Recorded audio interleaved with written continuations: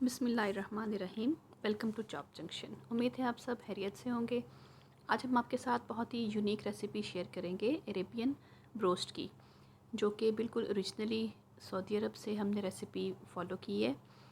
बहुत easy recipe है, बहुत ही मज़े का चिकन बनता है और जल्दी बन जाता है, लेकिन मैरिनेशन के लिए थोड़ा सा टाइम लगता है। बहुत ही डिलीशियस है। हम इसके इंग्रेडिएंट्स की तरफ चलते हैं। इसके लिए हम चिकन लेंगे। मैंने सिर्फ इसके लेग पीस लिए हैं 1 kg, 1 किलो। इसकी इंजेक्ट करने के लिए सॉस बनाएंगे। चिली सॉस 3 खाने के चम्मच और हॉट सॉस मैंने लिए हैं 2 खाने के चम्मच। इसके अंदर लाल मिर्च का पाउडर डाल लेंगे 1 चाय का चम्मच और नमक लेंगे तकरीबन आधा चाय का चम्मच। इन चारों चीज़ों को हमने एक बोल के अंदर मिक्स कर लेना है। बारी बारी इसके अंदर डालते जाएं और बहुत अच्छी तरह से इनको इवन आप मिक्स करें।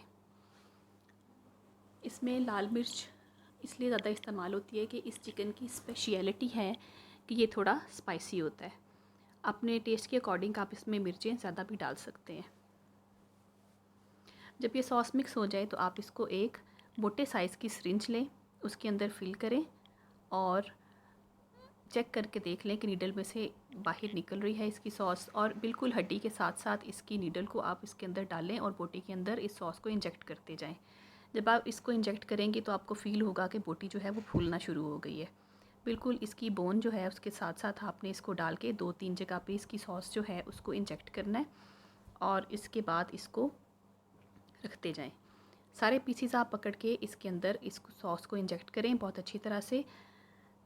जब ये बोटी फ्राई होने के बाद खुलती है तो इसके अंदर से जो निकलती है ना इसके स्पाइसेस, वो बहुत मज़े के लगते हैं। बाकी हम ड्राई इंग्रेडिएंट्स इसमें डालते हैं। लहसुन पाउडर डाला आधा चाय की चम्मच, अदरक पाउडर डाला 1/4 और पेपरिका पाउडर लेंगे तकरीबन 1 चाय का चम्मच फुल।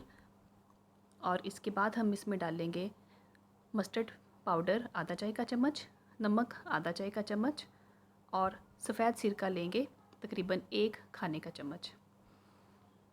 ये सारे मसाले डालने के बाद जो हमारे पास पेस्ट जो इंजेक्ट की थी हमने, वो भी थोड़ी सी बची हुई है, इसको भी इसके अंदर शामिल कर देंगे।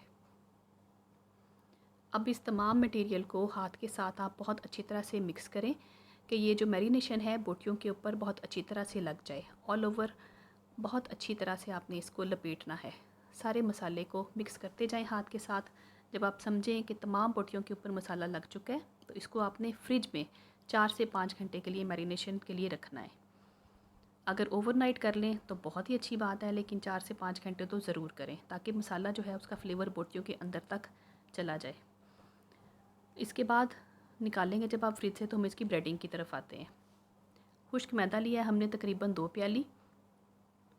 बोटी को आप उठाएंगे और इसको चारों तरफ मैदे के अंदर आप लपेटेंगे। फोकस आपने मैदे के ऊपर रखना है कि इसके किसी भी हिस्से के ऊपर ऐसा ना हो कि मैदा ना चिपके। बहुत अच्छी तरह से आपने हाथ से दबा दबा के मैदे को लगाना है और इसके बाद आप एक खुले बर्तन के अंदर थोड़ा डीप हो जो पानी ले लें, एक दफ़ा डिप करके बोटी को बाहर निकाल लें। इस तरीके से सिर्फ इसके ऊपर से थोड़ा सा मैदा उतरता है, जो इसकी मैरिनेशन का मसाला लगा होगा वो बिल्कुल भी नहीं उतरेगा।